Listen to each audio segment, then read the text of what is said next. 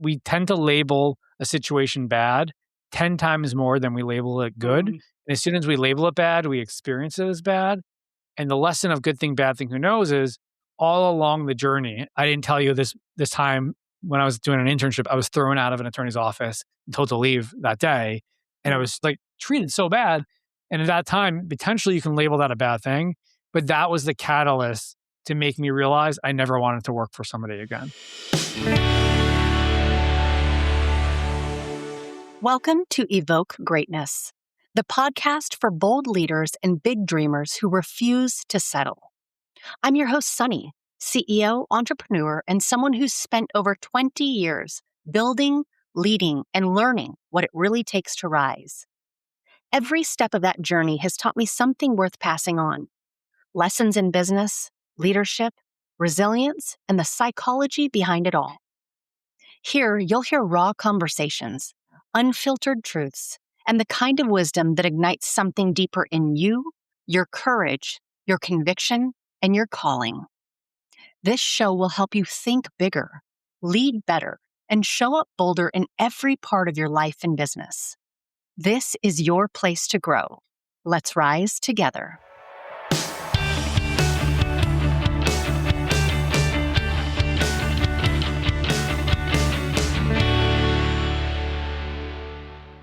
Welcome back to another episode of Evoke Greatness. What does it look like to stop waiting on someday and actually bet on the life you've been saying that you want? Today's guest packed his family of 5 into 11 suitcases, moved to Barcelona with no guarantees, got locked down for 100 days during the global pandemic with no way home, and actually came back transformed. That story became an Amazon bestseller. David Schnurman is a serial entrepreneur, 2-time author, TEDx speaker, and CEO of Lawline, the leading online continuing legal education company in the U.S., serving over 180,000 attorneys. He's also the former president of Entrepreneurs Organization New York, a Forbes contributor, and the host of Lawyers Who Learn podcast. His newest book, 11 Suitcases, is part memoir, part decision-making manual, and a powerful reminder that being comfortable and being happy are not the same thing. David believes the life you want is on the other side of the leap that you keep putting off. David, welcome to the show. Sonnie, thanks for having me and thanks for reading that out. I appreciate it. Super excited to hop into this. I am very adventuresome at heart. And so this really spoke to me as I think about just the life sometimes that we think about. I think early on in my life, I became a nurse and heard a lot of nurses say, oh, I want to become a nurse before I have a family. And that way I can go travel and do all of these things. And I did it opposite. I had a family first. And so it's interesting as you think back of those things of like, you know, the adventures that await. And so want to dive into your story. You grew up in Brooklyn. You spent time in sales and real estate, eventually building the leading legal education companies. That's not a straight line. What's that thread that connects all of it? And when did you realize that entrepreneurship was the path that you wanted to take? So I don't know anybody who has a straight linear path that I've interviewed in life. So I always wanted to be an entrepreneur from like middle school or high school. And I would read Entrepreneur magazine and look at all the business in the back. And I graduate college thinking I'm going to make $1 million in my first year. And I think I made like 27,000. Reality hits. Yeah, right. Reality hits. And then like after 6 years, I've gone to my 3rd or 4th sales job. And they're good experiences. But I started having this like fear and realization, like maybe I'm not cut out to be an entrepreneur. But I knew I didn't want to keep switching jobs for the next 20 years. And so I did what I thought I never was going to do, which was go to law school. And the reason I didn't think I was going to do it is my dad's an attorney, and he always wanted me to be a lawyer, but it felt like the last thing I wanted to do as a result. And I became a real estate broker right after 9/11. I quit my sales job in what the company I was at. We're in New York City. It was a crazy time. And I just wanted to do like a reset because I wasn't happy. And I just needed something to figure out to do in the meantime. And I became a real estate broker. And I truly loved studying for the real estate exam. And that was the first inkling, like, you know what? I think going back to school could be for me. And then I realized, okay, while I might not be an entrepreneur, at least I'll have a career for the next 20 plus years where I'll have impact on people as a lawyer. So that's just to pause there before I continue. That's how I ended up on the path to law school. But of course, once in law school, things took a different direction. Would love to know a little bit Sure, more sure. about, yeah, Yeah, let's dive sure. into the I direction. was trying to, you got to leave on the hook. Yep. So people want to. Hang, pause. So I actually started a podcast my second year of law school. It was in 2006. It was one of the first. It was actually called True NYC. I was interviewing entrepreneurs with one goal in mind, to figure out how to start my own business. So I decided I hadn't given up on it. I had some internships when I was in law school, and I had this realization: being a solo practitioner was the same exact thing as being a salesperson, except then you also had to practice law, because you still had to sell your job, the experience, and had a couple other things that happened that sort of got me on this path. And this podcast that I had became the catalyst to almost all the success I've had in the past, in 20 years past, through the network and through what I've learned. And the first thing that happened was I started interviewing. I got introduced to Entrepreneurs Organization. I don't know if you've heard of it, Sonnie. I don't know if you remember, but I met one of the members and he said, if you want, I can send your name out to everyone in our chapter. And I interviewed 20 members in a couple of weeks. And I remember thinking, someday, if I ever have a business, this would be a chapter I'd want to join. A couple of years later, after I started Lawline, they had a program for businesses 250,000 or under. They just started it. I just qualified and I became a member. I remember thinking someday when I would love to be president of the chapter. And I think about 10 years later, I became president. And it was just like seeing all the path that I knew that I was meant for, like starting to happen. And the way Lawline happened was I said, well, what if I stop interviewing entrepreneurs and start interviewing lawyers, turn those interviews into courses? Courses were mandatory for lawyers to take in New York and in other states in the country, and sell those as continuing legal education courses.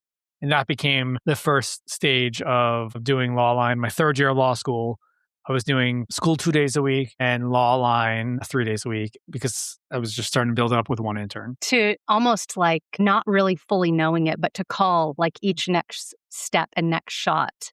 And then it's great, right? We can call it all day long. But it's about putting in the reps and doing the things that actually create that forward momentum to get you there. My first book I wrote at 19 was called The Fast Forward Mindset. I'll get it in a minute. And the first chapter of the book was the most important part. It's a phrase called good thing, bad thing, who knows? And it's essentially, we tend to label a situation bad 10 times more than we label it good. And as soon as we label it bad, we experience it as bad. And the lesson of good thing, bad thing, who knows is all along the journey, that being an example, I didn't tell you this time when I was doing an internship, I was thrown out of an attorney's office and told to leave that day. And I was treated so bad. And at that time, potentially you can label that a bad thing, but that was the catalyst to make me realize I never wanted to work for somebody again. I also was supposed to get into this moot court, which was like a trial group, and there was a mistake and I didn't get in. And that was the catalyst for me to realize I wanted to build my own network. And that's why I started the podcast, to build networks with my own people. So all along the way, it's like the phrase, it's not over until the fat lady sings, sort of that old school phrase. You're always afraid, especially as an entrepreneur, to make decisions. So I always say good thing, bad thing, who knows, to help me make another decision, whether it's packing 11 suitcases, trying to build the company, even investing in real estate. It never gets easier for me to make a decision. So I got to have techniques to get through it. I love that. And I am a firm believer that mindset is so important, and really just like how you either frame it or reframe it if it starts to become like some sort of negative experience, because you're right. Like our brain believes what we tell it. And so I think that we don't recognize the power that we have in the language that we use and the words that we use, because our brain will believe us. There's something recently, a friend of mine, Rachel Druckenmiller, she put something out there and I saw what she put and I'm like, oh, I need to write that down. One of those things like you grab it, hold of it immediately and you write it down. And she said, my new philosophy is show me how good it can get. Everything that she goes to, show me how good it can get. I'm like, I am sticking that in my tool belt, because I have a pretty optimistic view of the world anyway, because I've trained myself to do that. But man, I love that. It leaves like this openness to great things Take to me happen. take me through that. So show me when do I say show me how good it can get? Like, do I say Yeah. that before I start? Like, what's I would love to like understand Unpack if you that a little know. bit. Yeah, absolutely. No, I think, as I'm exploring new things, if I'll tell you in personally for myself. So I'm the CEO of a hospice company on the day to day. I do this podcast as a hobby, if you will, that I've been doing and connecting with amazing people and learning more about them and growing. And every time I have a podcast recording, every time I have a podcast guest, every time I learn about something a little bit new, there was a podcast award that I was nominated for that's been going on. And all of those things, it's like, show me how good it can get. Like, Well, I have I guess it's an love it. expectation that I have So you're the CEO of a hospice company. of a hospice Where's the company. where, We're in 5 different states. We're in Georgia, Ohio, Indiana, Illinois, and Texas. so what's the connection between that and my experience and journey with my family and the book, The 11 Suitcases, is very connected to hospice and Mm, hearing many people in hospice say, when I speak to somebody who's on their last breaths or in the last stages, there's several things that they always regret. And a couple of them always stand out to me is one, I wish I spent more time with my family. Two, I wish I traveled more. And then, I wish I lived the life that I wanted to live and things like that. But like that to me, travel and family, like those things resonated in me when I hear people from talk to people who regret things. And that was a main component of like why we did what we did. I mean, it's not how it started, but it was a journey with family to do just that and to live life through travel. So I'm curious, I know it's your podcast, but is there sure. anything that managing hospice that comes to mind when I'm sure you talk to people all the time who have regrets and other areas like that are maybe not the most common ones that people hear that sort of stick to your mind? Think there's probably like a top 10, and I think there's probably been a couple of books written on this. And prior to me leading in executive leadership, I was a bedside nurse. And so I've been a hospice nurse for 20 something years. So I've actually personally got to walk that journey with many, many people over my career. And man, what a gift and what an honor to be able to hear the stories. But so many of them, I think, really resonated deeply with me. And that was being so concerned about what everybody else thinks. Yeah. How we phrase it now, I always say, yeah, other people's opinions are none of our business, right? That phrase went around for a while and was very popular. I hold that very true because people function in their lives not out of what they want to do necessarily. Maybe they don't even know what they want to do, but they function out of expectations others may have for them or what they think other people want them to do. And that's a hard place because your life can get lost. And of course, I'm sure some people were at the end of their life, but some people got sick with cancer who were younger, right? Absolutely. And Young or children. or they were older, they got in an accident. It was just things Right. that happen. Yeah, no, my mom passed away almost 2 years ago today, Mm. very fast, like stage 4 cancer. She checked into the hospital, died 26 days later, and it was the nurses who were like it just reframed my thinking on nurses. Like they knew everything. They were there all the time. They were the most supportive. It was the doctors who came in and out and only knew bits and pieces of what was going on. And I remember, yeah, I don't know. I just remember like even the last day when I was there when my mom passed away and I was talking to the hospice nurse at the end and I said, "Why are you doing this?" And he said, "Well, my dad died in hospice, and the nurse who took care of him was so amazing. I decided that this is what I was going to do for other people." So, yeah, I have tremendous respect for what you've done, and it's quite a transition to go from bedside nurse to CEO of 5 It different is. locations. It's been a wild ride. But you know what what really lands most with me when I think about just my experience being a nurse, and I'm still a nurse today, but it's different when you're at bedside. And it to me is just humanity in its rawest form. Yeah, So we get to see the good, we get to see the tough, and everything in between. And there were deaths that I attended where they were very hard and sad. There were also deaths that I attended that were like a celebration. And yeah, family drinking wine and everyone got to say what they wanted to say and spend time. And so much of it, while we can't control all aspects, we've got to lean in. And I think that's what resonates so much. We have to lean into those things that we can. I remember when we were in the hospital, like, because we were trying to save her, right? We weren't doing that. And I remember thinking that I could, if I got up early enough and I read the charts and I read the blood test and I put it through ChatGPT, and I was a lawyer, my sister's a lawyer, my dad's a lawyer, and we all come in, we ask the right questions and we push that, we could outthink, we can make it happen. We could fix it.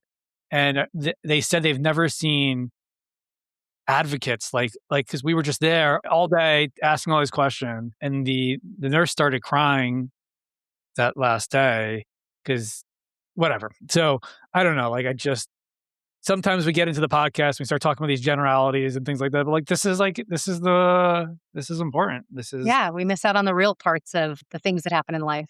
So I love that you're doing this, and you're doing this just to learn yourself. Interesting caveat. So I started this when I was the COO of an organization, a hospice organization, and I hadn't gotten into personal development till I was about 35 years old. At that point in time, realized, wow, what the difference between kind of a fixed mindset and a growth mindset, if you will. And I had kind of just assumed that whatever was in the cards for me was in the cards for me up until I was about 35. And so leaned just like face flat on the ground into personal development at 35. And it opened up again, like it's that show me how good it can get. Yeah. Was just a complete 360 in my life, or a complete 180 in my life around how I viewed the world. And I had been a leader early on who wanted to be perfect, and I didn't want anyone to know the stupid decisions I made or the mistakes that I made. And I realized that doesn't help anyone when everybody either thinks you're perfect or you're actually not learning when you're trying to live in that space. And so I had some leaders who shared vulnerably with me around, hey, like, we don't always get it right. Don't ever think we do. Like, you're going to mess up. And I thought, dang, all these wrong turns that I made or potholes that I stepped in, why don't I start a podcast where I share all of those things so that vicariously maybe people can skip over some potholes? Okay, quick pause to tell you about my partners at Row Nutrition. I came to them as a customer first. I have both Hashimoto's and I am smack dab in the middle of perimenopause. Their liposomal supplements have been a game changer for my brain fog, fatigue, and inflammation. I'm currently taking their NAD+, glutathione, and curcumin, and I recently added in both collagen and creatine. Anyone who knows me knows I only put my name behind what I actually use, and Row has earned it. You can use the code SONNIE15, SONNIE15 for 15% off at rownutrition.com, or you can click the link in the show notes and it'll take you right there. All right, let's hop back into the episode. Well, ironically, that was, so my first book, The Fast Forward Mindset, was me sharing all my potholes. Because from the outside, in the first, we went from 0 to 5 million in 5 years. And then we got stuck for the next almost 10 years. And then we once again figured out how to accelerate and double the business. And now we've continued to grow from there. And I realized early on, vulnerability is the new currency. Maybe a decade ago is like what I started putting out there. And so I started sharing, like, in 6 years, we went through 3 COOs, and each one, when they left or I fired them, I thought the business was going to potentially go, it was a crisis. And each time it wasn't. And I rose to the occasion, but I just feel like it's important to share both sides of the journey. That's all right. the time, not the Instagram version only. Yes, precisely. And yeah, so that was really the kind of point of wanting to start a podcast. And then I thought, well, wait a second. There's a lot of other people who are doing really amazing things. Like, why don't I get their stories too? So we're not just talking about the Instagram reel version of someone's life. We're actually talking about the nitty gritty things that etched their way into someone's life. I think running a podcast is one of the biggest unlocks that many people know, but it's still underrated. Yes. Based on the energy. I mean, it's not for everybody, but for people like me and you, it gives us so much energy, whether we're a guest on a podcast or we're the one asking the question. That's right. Yeah, it's definitely, it's helped me in so many ways, but even just around like comfortability of speaking and being a little bit more off the cuff than needed to be very, very scripted, which is why I think it's important for me to have that type of organic conversation. It's like, oh, you said this, like, let's pull the thread on that and go with it. Yeah, love it. I generally only try to pull a thread and go with it. So I don't want it to sound too canned, right? Like, right. but Absolutely. it's but you're exhausted by the end. All right, so thanks for that commercial. Back to the show. There we go. Well, let's dive back in. Let's talk about the dream that people have that maybe they write it down or they talk about it for years and years and then they don't act on it. You said the Barcelona move stayed an idea for 4 years before you actually did it. What caused you to breathe life after 4 years into that idea? So it actually even wasn't Barcelona that was the idea. It's 2015. We had 3 kids, 6 and under, and all we were trying to do was get them to bed at night. Like that was our goal. And somebody recommended this book called Three Big Questions for a Frantic Family by Patrick Lencioni, who also wrote Five Dysfunctions of a Team. And in the book, he said one of the questions was write what's unique about you as a family, but also write what is your 10-year vision. And so we started writing with our 6-year-olds at the time. We have twins. We were going over what's unique about us and we want to be happy, self-confidence. And at the very end, I said, travel. Because Kelly, my wife and I love to travel. And we created this 10-year mission statement is we want to do this, this, this. We want to experience life through travel. It meant nothing. Like we had 3 kids, 6 and under. We weren't like going anywhere. But it was as true as this podcast is and me running a podcast, that's as true as travel is inside of me, like discovery, adventure, learning new things. And I started telling everybody about it. And that's what they tell you to do, right? And self-development and The Secret and Think and Grow Rich and all the things. You got to put it out in the world to align with other people who are similar to you. And it worked. I ended up telling somebody who said, well, this guy just came back from Barcelona for a year with his family. If you're really serious about this, you should talk to him. That was still in 2015. We became really good friends. We spoke maybe a dozen times in 4 years. Every time, it wasn't like I was going to do it. It was like almost like visiting a museum of like, oh, to your point, how good could it get? This is a world that could be, if we had what it took, it would be amazing. And then 2 things happened in 2019. Number 1, I just finished that book that I keep talking about, The Fast Forward Mindset. It's how to be more fearless and focused and accelerate your success. And I created a framework for me and everyone else to follow. And I remember thinking, well, let me eat my own dog food. And I've been talking about this travel for a long time. And the second thing that happened was my twins were going from elementary school to middle school. So they're already leaving school. And so my wife just said one day, it's like, well, if you want to be more fearless and live your life without regrets, why don't we just apply to that school in Barcelona and see what happens? So that was in February of 2019. And we did a visa. And then we started telling people we were going, even though we hadn't decided, especially my parents, just like was like, yeah, we'd made a decision because I didn't want anyone to put doubt in us. Mm-hmm. And finally, we put a deposit down on an apartment in June. And then before you knew it, there's a lot of little decisions, but we sort of just moved forward until we couldn't say no and we couldn't stop it. And then we were on a plane in August of 2019 with 11 suitcases to what we thought was going to be a year, but then ended up being 2 years. What did that conversation look like with your kids? Were they like amped for it? Was there, because that's a, going into, you said they're going into middle school?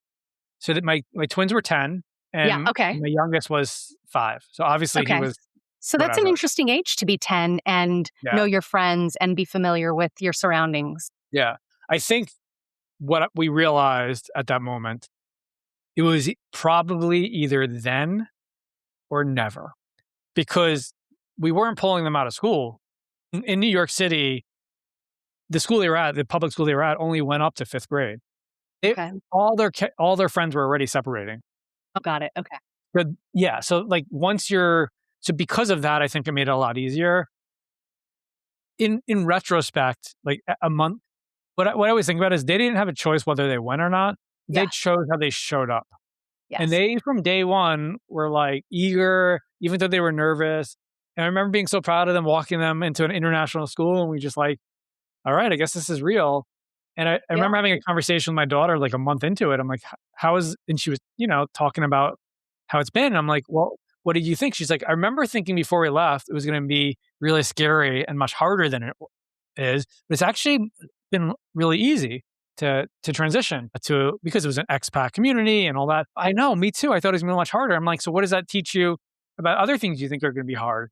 She's like, well, I guess other things I think are going to be hard might not be so hard either. And to me, that was like the perfect lesson 1 month in. And I was just like, okay, check for like goals for moving abroad and life lessons. So you guys get there 7-ish months in. Welcome to the world of COVID. Life changes for everyone. That was probably one of the strictest lockdowns. And you are there with 3 kids and kind of locked in. What was the mental and relational work happening inside of your family during that period of time? Yeah, to your point, it was really ironic because we moved to Barcelona to travel and experience more of the world, and we ended up in the strictest lockdown in Europe, or in the Western world, I should say. Yeah. Our kids were legally not allowed to leave the apartment for 52 days. And then the lockdown went on for another 100 total or whatever, but they weren't allowed to leave. And so there was a couple things we had to do early on. Luckily, my wife had a requirement when we moved there. We had to have a apartment with a terrace. If we didn't have that, it would have been a whole nother level of challenging. And so there was 3 things that happened that helped. Number one, about 2 or 3 days into it, we heard this rumor that people were going to be clapping on the balconies and terraces at 8 p.m. And we went out the first night. I have it on videotape, and we just hear clapping everywhere. And my son's like, "Oh my God, everyone's clapping!" And then the tape, because I have a presentation that I've done, I skip over to like 4 weeks later, and I'm videotaping it, and daylight savings hits, so you can finally see everybody. And that community, we were not just clapping, we were singing, we were playing music. That was the only sense of community that we had at that time. And so that was really important. And number two, we had some amount of fun. My kids now know more 80s movies than most people. And by the way, they love 80s movies. Like, Yeah. it was so fun, from like the Goonies to Don't Let Your Parents Know the Babysitter's Dead. And we just kept going on and on. So we watched a lot of movies and things like that. And then finally, when like the lockdown ended, we got the F out of Dodge as quick as we could. We didn't even know if it was legal, but we just knew we needed to get out. And we rented a house about 30 minutes away with a pool and a backyard and space. And that was a helpful reset. And that's when we made the decision to stay another year, because we didn't want to end up in lockdown, or as what happened in New York, they had school the whole next year on Zoom, while in Barcelona, we were able to stay. They were actually able to go to school. Oh, wow. I think back to those times when all of our kids, at least here in the US, my kids were going into junior high. And so that was this really weird period that feel a little bit like your kids got robbed of that type of experience, especially those times, like the societal things and the social things that are going on in that period of time. Given all of that, the fact that they got to go in person. And that's another good thing, bad thing, who knows? Like at Yeah. first we were in a foreign land, and like I was like nervous, you didn't know what's going to happen. Then after the lockdowns let up, we were traveling all over Spain to the most beautiful places, while I was watching, protests and like things are just falling apart Right. in the US. And so I stopped sharing. I journaled every day when we were there, and I shared it publicly. But during COVID, I stopped because Yes. I felt like as we arrive in the Canary Islands, and, I don't know, it's just like it was a different vibe. Yeah. So that was a blessing in disguise. And then the second year, it was very interesting because when we would travel and we go to different places, never again will this happen. I hope not. There was no tourists. It was just Right. us and locals and expats. Right. And every beautiful hotel was available. Every flight was cheap. Anywhere we go, it was just a completely different way to experience Barcelona and Spain. So I don't know, that in itself was unique. Okay, you know the routine. This is where we hit the pause button. You are definitely going to want to come back next week for part 2, where David goes into the fact that he and his family were going to return to the States for summer camp for his kids. And when summer camp was canceled due to COVID, they decided to continue their exploration of the world. He goes into lessons that they learned both as a family and through their travels. What he means by saying being comfortable and being happy are not the same. There's so much more to this.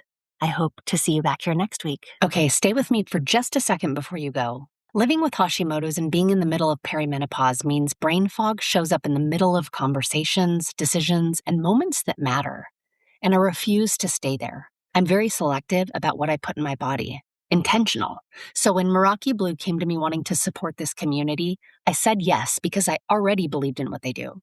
Methylene Blue, mitochondrial health, cognitive performance, mental clarity. It works for me. I want it to work for you too. Meraki Blue is giving the Evoke Greatness community 20% off. Use the code Evoke Greatness, all caps, no spaces at checkout. I promise you, your brain isn't broken. It's just waiting on the right support.